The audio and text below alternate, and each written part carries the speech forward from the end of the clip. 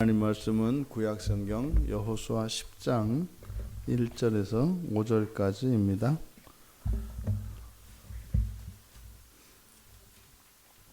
우리 같이 한 목소리로 함께 읽겠습니다.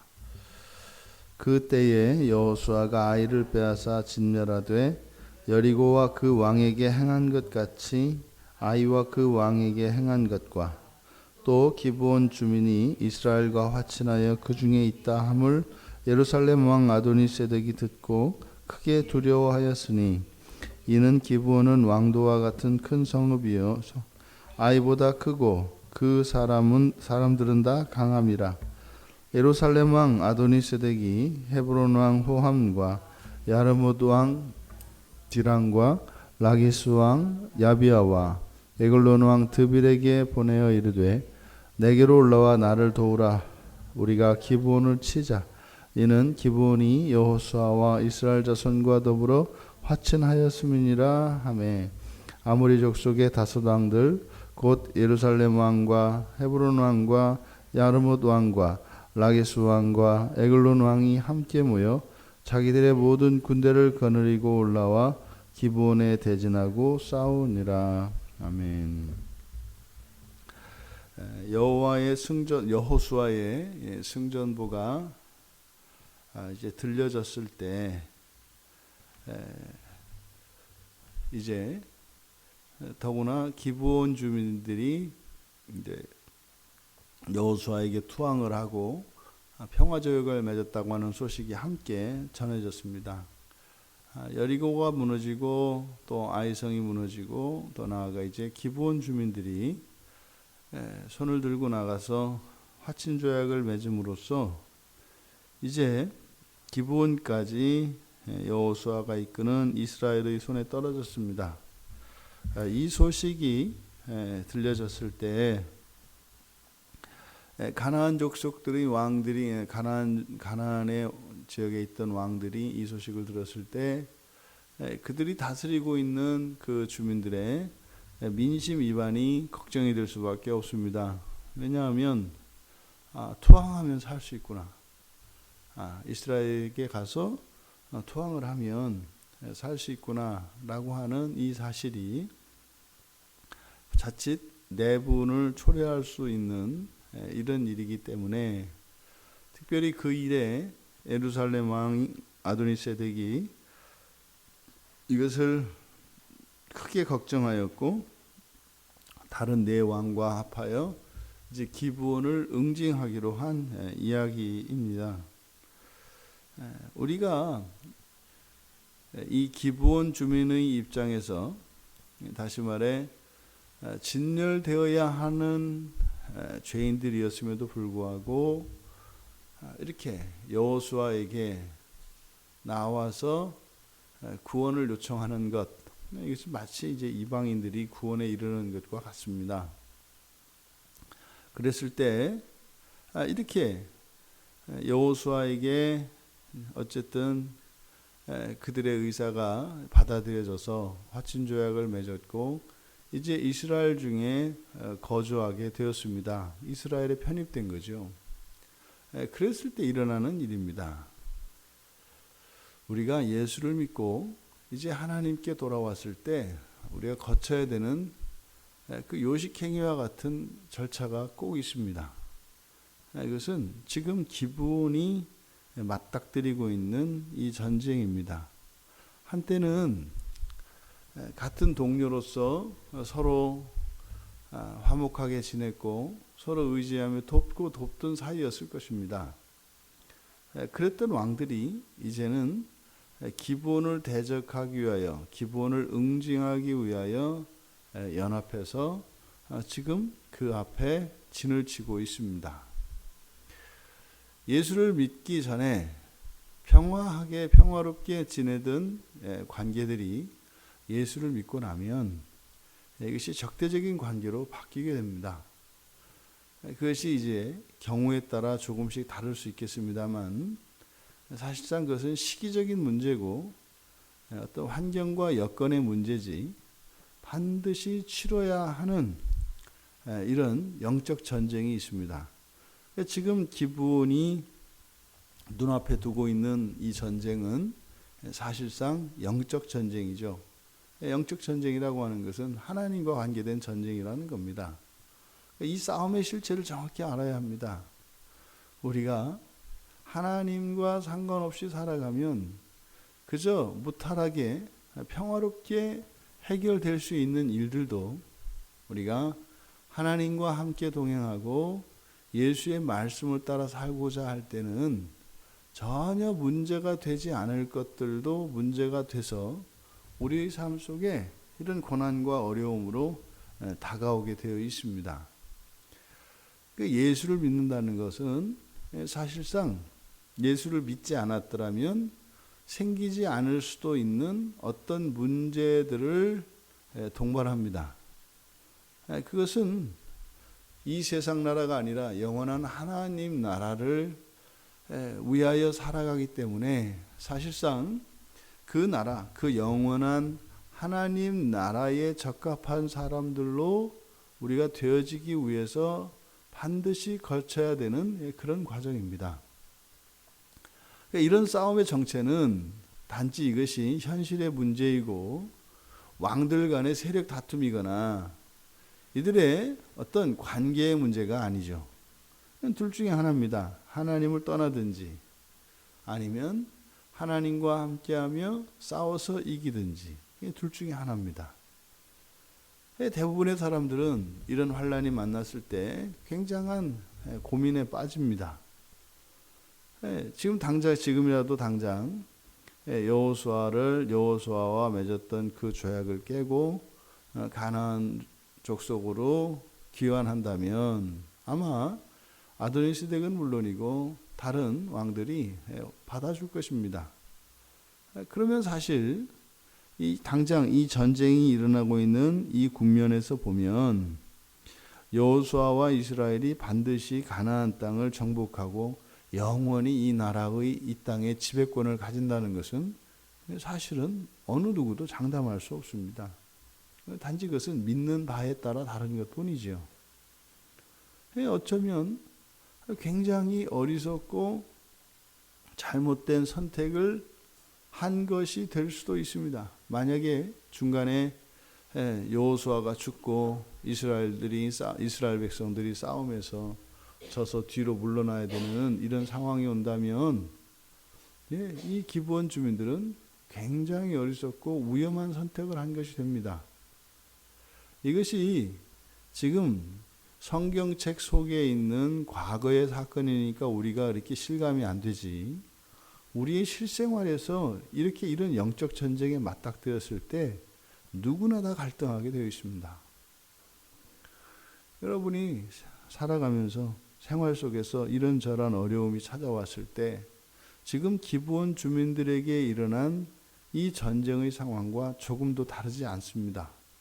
그리스도인들은요, 우리가 언제나 원하든 원하지 않든 하나님이 우리와 함께 동행하시고 우리의 인생은 하나님 나라를 향하여 가는 여정 속에 있습니다. 우리가 불순종할지라도 불순종하는 것은 마치 하나님 나라를 향해서 가긴 가는데 뒷걸음쳐서 가는 거예요. 순종하는 것은 이렇게 앞을 보고 이렇게 나가는 거라면 불순종하는 것은 뒤돌아서서 가는 거예요. 앞으로 가든 뒤로 가든 방향은 같습니다. 이게 그리스도인의 삶이에요. 하나님을 향하게 가게 되어 있습니다. 이렇게 등을 돌려서 앞으로 가면 그냥 편하게 갈 것을 뒷걸음질 쳐가지고 뭐 그렇게 하면 건강에 좋다니까 그런 건지 뭔지 몰라도 이렇게 뒷걸음질 치면서 하나님 나라를 향해 갈 필요는 없는 거죠. 이게 순종이든 불순종이든 무조건 그리스도인들은 하나님 나라를 향해서 가게 되어 있습니다. 그 말은 우리가 생활 속에서 어떤 어려움이 일어났을 때 다만 현실의 문제가 아니라는 이야기예요. 기브온 주민들에게 지금 예루살렘 왕 아도니세덱이 지금 주변에 있는 나머지 네 왕과 함께 연합해서 지금 기브온 성 앞에 전쟁하려고 포진하고 섰습니다. 굉장히 위기 상황입니다. 자칫 잘못하면 이도 저도 아닌 게 될 수 있습니다. 여러분 아시잖아요. 기브온 주민이 무슨 이스라엘 백성들하고 평화조약을 맺어서 무슨 엄청난 뭐 혜택을 누렸나요? 종 됐어요. 종으로 사는 겁니다. 이게 언뜻 생각하기에는 그저 우리가 결과론적으로 또 우리가 아니까 믿음의 백성의 입장에서 할렐루야 이렇게 하지만 여러분 누군가가 예수 믿고 교회 맨 처음 나온 게 무조건 할렐루야예요? 그렇지 않다는 거예요. 현실의 문제만 현실에만 놓고 보면 그것이 반드시 뭐 이렇게 든든한 후원자를 얻은 것이거나 망해도 이렇게 항상 뒷돈 대줄 수 있는 영원한 무슨 후원자를 만난 이런 사건이 아니에요. 정말 그렇게 되죠. 하지만 그 전에 반드시 거쳐야 되는 과정이 있다고요. 우리의 마음이 확정이 돼야 됩니다. 만약에 우리가 믿음이 없어서 정말 이런 환경과 여건이 변했을 때 우리가 하나님을 떠나야 되는 상황이 올 수도 있습니다. 우리는 몰라요. 그런데 하나님은 아십니다. 그래서 하나님은요, 이런저러한 모든 경우의 수를 다 아시기 때문에 우리들의 모든 약점과 취약한 부분들을 하나님이 항상 보완해 주시고 거기를 완전하게 해 주시죠. 그런 것들은 다 우리가 살면서 겪는 어려움과 불편과 환난을 통해서 옵니다. 그런 것들은 반드시 우리를 온전케 하시기 위한 하나님의 은혜의 수단입니다. 우리 다 다릅니다. 약점이 다르고 채워져야 하는 부분 다릅니다. 또 우리가 장점이 다 다릅니다. 강점도 다 다릅니다. 그러니까 하나님은요, 우리들의 모든 약점들을 다 채워주신다고요. 지금은 장점과 단점이, 강점과 약점이 다 다릅니다만 우리가 이 다음 주님 앞에 설 땐 말입니다. 각자 개성이 있고 독특한 아름다움을 가지고 있겠지만 약점은 다 없어집니다. 완전한 사람들이 다 된다고요. 근데 각 개인의 이런 다양성을 가지고 있으면서도 다 완전한, 하지만 똑같지는 않지만 또 같은 이런 사람들이 된단 말이죠. 이런 것들이 인생의 환난을 통해서 연단이 되어지고 우리들이 그렇게 세워져 가는 겁니다. 그러니까 인생의 어떤 문제를 만났을 때 그리스도인들의 삶 속에서 나오는 이것은 다 영적인 문제들이고, 영적인 문제라고 하는 것은 하나님과 나 사이에 방해가 되고 약점이 되는 부분들을 보완하기 위한 그런 특별한 과정이다 이 말입니다. 우리가 뭐 건강을 위해서도 작정을 하고 뭐 약을 먹든지 운동을 하든지 하지 않습니까? 그런 거죠. 이것을 깨달아야 합니다. 그런데 사실은 이런 문제가 영원한 하나님 나라, 그 영원의 관점에서 이것을 들여다보았을 때 이게 우리들에게 절대적으로 필요한 것이고 우리들에게 유익한 것이고 하나님의 선이라는 것을 받아들일 수 있고 깨달을 수 있습니다. 그러면 문제의식이 달라져요. 이건 불행한 사건이 아니죠. 여러분 이렇게 뱃살 빼고 체중 줄이려고 헬스클럽을 1년치 끄는 게 불행한 일이에요? 매일 시간 정해놓고 헬스클럽에 가가지고 이거 러닝머신 뛰고 뭐 이렇게 역기 들고 하는 게 그게 불행한 일이에요? 미치겠다. 인생이 왜 이렇게 꼬였냐? 뭐 이러냐 말이에요. 여러분들이 또 이렇게 뭐 다이어트하고 이렇게 썼던 이런 정해진 음식들을 먹고 또 하는 이런 것들 하면서 죽겠다 하냐 이 말이죠. 먹고 싶은 것도 못 먹고 내가 왜 사는지 몰라. 인생이 불행하다. 이러냐 말이죠. 바보죠. 너무나 선명하거든요, 여러분. 그리스도인의 삶 속에서 일어나는 모든 고난은 나의 약점과 관계되어 있어요. 그 부분에 지방이 있다고요. 그걸 빼려고 하는 거라고요. 여러분 아시죠? 그렇더만요.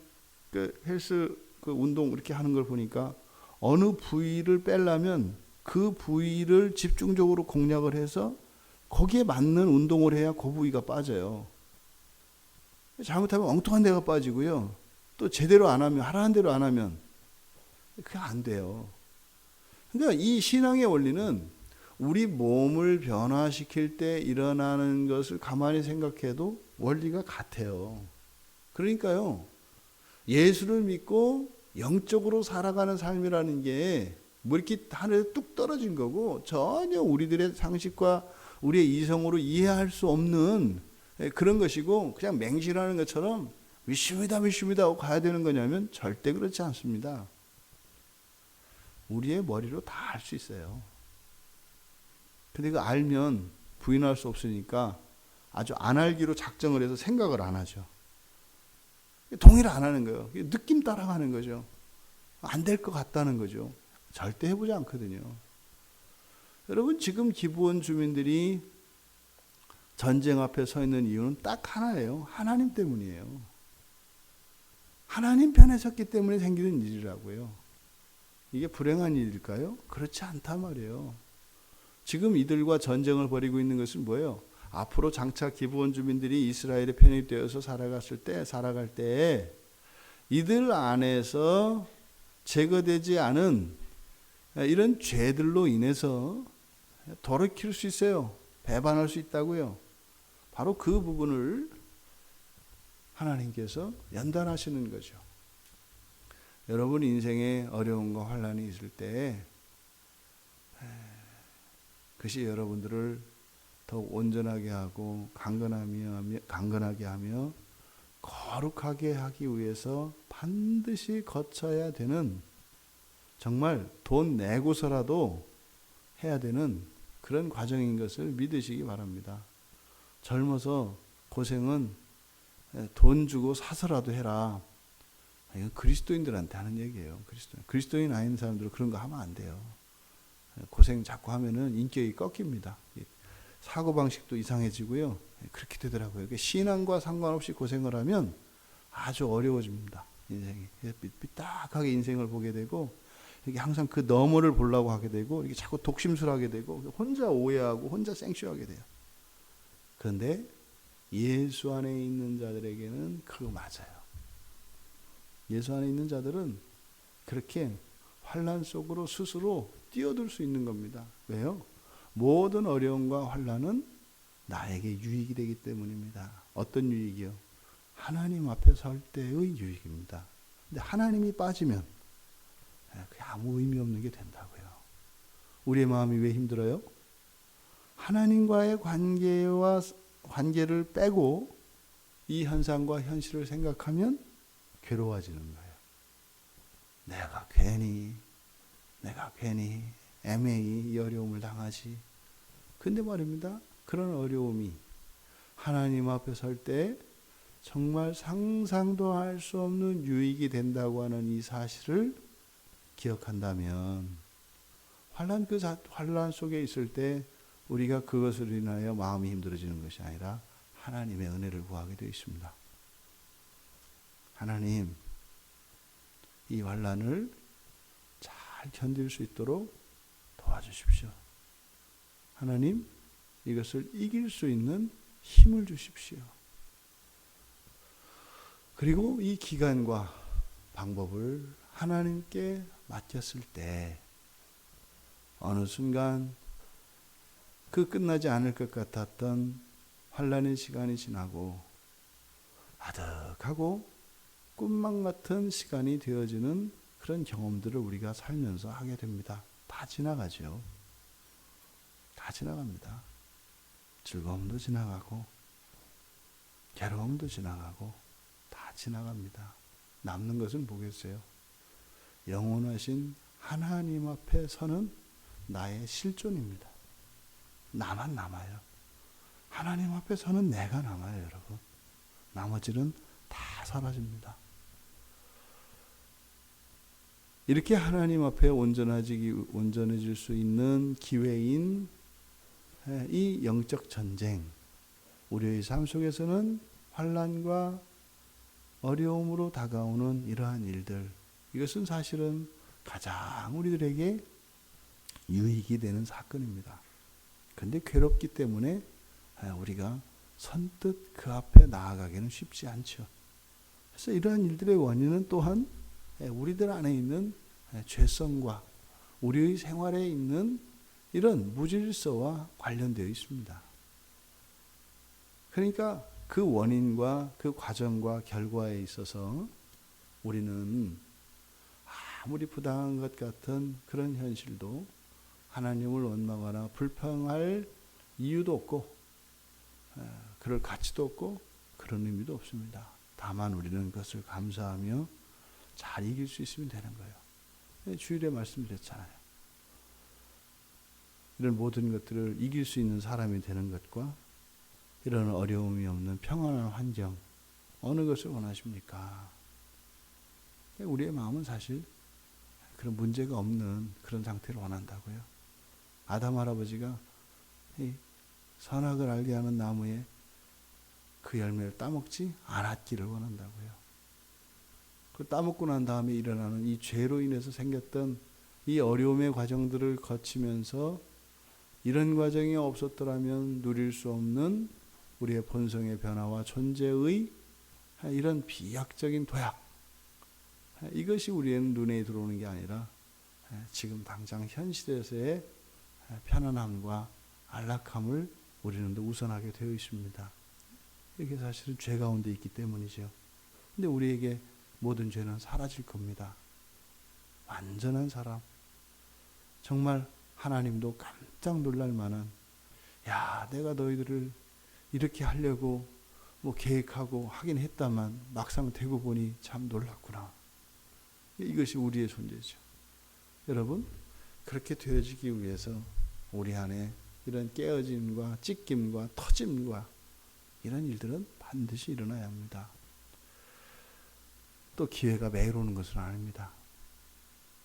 여러분이 환난의 때에 있다면 그것도 곧 지나갑니다.